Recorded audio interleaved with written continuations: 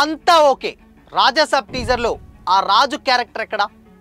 First time తాత మనవలుగా ఒకే ఫ్రేమ్లో. మారుతి ఆయన క్యారెక్టర్ దాచిపెట్టడం వెనుక కారణం ఏంటి? Have a look.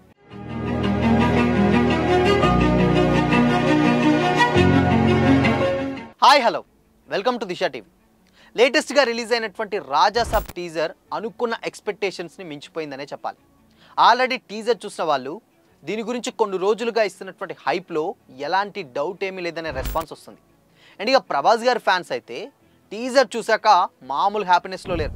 December 5న world వైడ్గా థియేటర్లో సెలబ్రేషన్స్ వేరే లెవెల్లో ఉంటాయని వాళ్ళు భావిస్తున్నారు.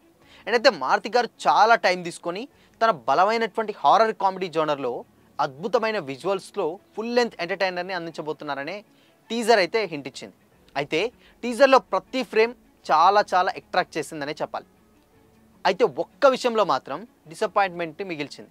ఇంతకుముందు మోషన్ పోస్టర్లో చూపించినటువంటి ప్రభాస్ గారి సెకండ్ క్యారెక్టర్ ఇందులో మిస్ అయింది. అండ్ అందులో రాజు లుక్స్ ఉన్నటువంటి ప్రభాస్ గారిని చూసి ఆడియన్స్ సర్ప్రైజ్ అయ్యారు.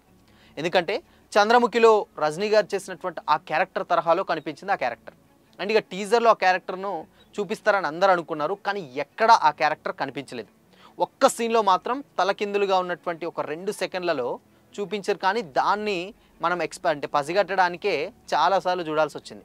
బట్ మారుతి గారు కావాలనే ఆ క్యారెక్టర్ను దాచిపెట్టినట్లుగా కూడా కనిపిస్తుంది. అయితే టీజర్ వరకు మాత్రం ప్రభాస్ గారు యంగ్ క్యారెక్టర్ని మాత్రమే చూపించారు.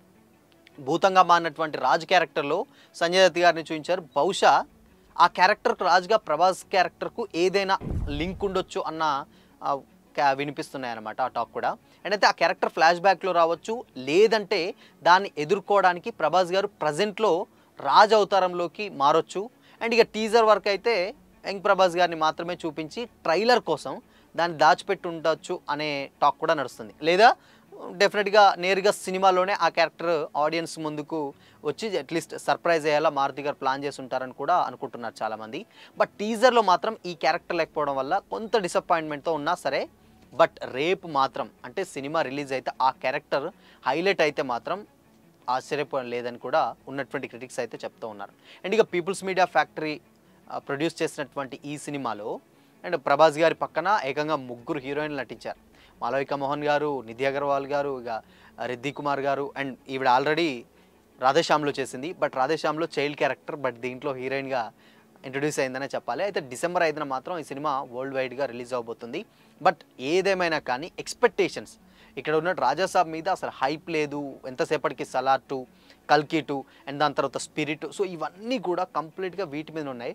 బట్ రాజాసాబ్ ఎందుకు ఇలా చిన్న డైరెక్టర్తో చేస్తున్నారు అవన్నీ కూడా ప్రభాస్ గారిని చాలామంది అడిగారట. ఈవెన్ మారుతి గారే స్టేజ్ మీద ఓపెన్గా చెప్పారు ఈ టైంలో ఎందుకు అవసరమా అని.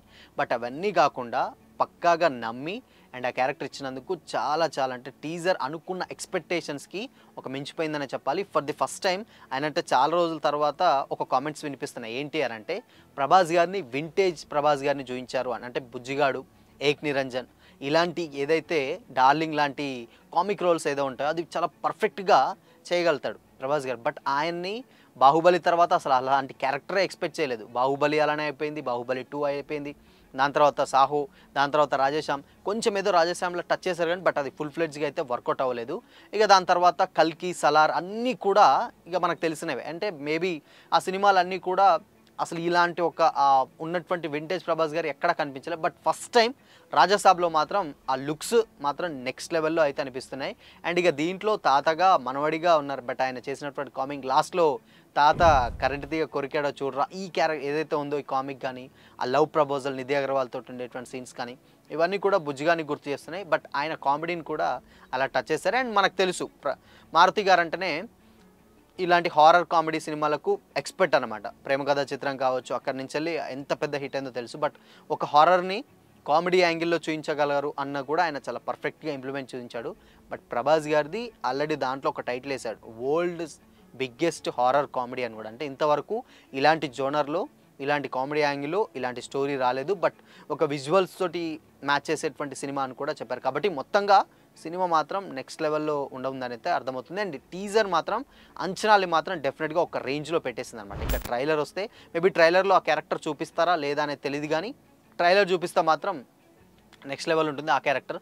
బట్ దాంట్లో సంజయ్ దత్ గారికి అండ్ ప్రభాస్ గారికి వీళ్ళిద్దరు విలన్సా మనకు టీజర్లో చూపించారు. అంటే నేను అనుభవించే సంపద ఇవన్నీ నా దేహం అని కూడా చెప్తూ ఉంటారు.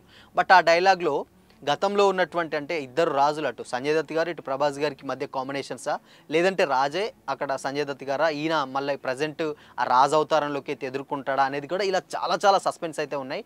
బట్ నిన్న ఒకటి సెట్ కూడా షూట్ చేసినటువంటి సెట్ ఒకటి ఉంది. ఆ సెట్లో కంప్లీట్గా ఒక 60-70% వరకు ఆ సెట్లోనే షూట్ చేశారట. బట్ ఆ సెట్ని దిశ కూడా విజిట్ చేయడం జరిగింది. నెక్స్ట్ లెవెల్ అయితే ఉండడం జరిగింది అన్నమాట ఆ సెట్. అవి కంప్లీట్గా ఒక్కొక్కసారి అంటే కొన్ని కోట్ల ఖర్చుతోటి ఒక వింటేజ్ అంటే ఆ ప్యాలెస్ ఏదైతే ఉందో ఆ ప్యాలెస్ని కంప్లీట్గా దాంట్లోనే షూట్ చేశారు. ఆ ప్యాలెస్ కూడా చూస్తే చాలా రియలిస్టిక్గా అండ్ చాలా ఎంగేజ్గా ఇంట్రెస్టింగ్గా ఉంది. అలా ఒక అటు పురాతనమైనటువంటి వస్తువులు ఉన్నాయి, దాని తర్వాత క్షుద్ర పూజలు ఉన్నాయి, దాని తర్వాత సైనికులు, ఇలా చాలా చాలా ఎక్స్పెరిమెంట్స్ అయితే దాంట్లో చేసినట్లయితే తెలుస్తుంది. సో చూడాలి మరి. ఇన్ కేస్ ఒకవేళ చాలా ప్రతి ఒక్కటి అక్కడ సైనికులు అండ్ దాని తర్వాత భోజనం చేసే ప్లేట్స్ అండ్ క్షుద్ర పూజలు, దాని తర్వాత చైర్స్, దాని తర్వాత సంపద, ఇవన్నీ books, library, so multiple things అయితే అందులో పెట్టడం జరిగింది ఆ ప్యాలెస్లో. సో స్టోరీ మాత్రం ఏదో మ్యాజిక్ అవుతుంది. డెఫినెట్గా ఎంతో కొంత దాస్తున్నారు అండ్ దాన్ని సినిమాలోనే రివీల్ చేస్తారు అన్న కామెంట్స్ కూడా వినిపిస్తున్నాయి. బట్ రాజాసాబ్ టీజర్ చూశారు కదా, మరి సినిమా ఏ రేంజ్లో ఉందనుకుంటున్నారు? రెబల్ ఫ్యాన్స్ కామెంట్ చేయండి.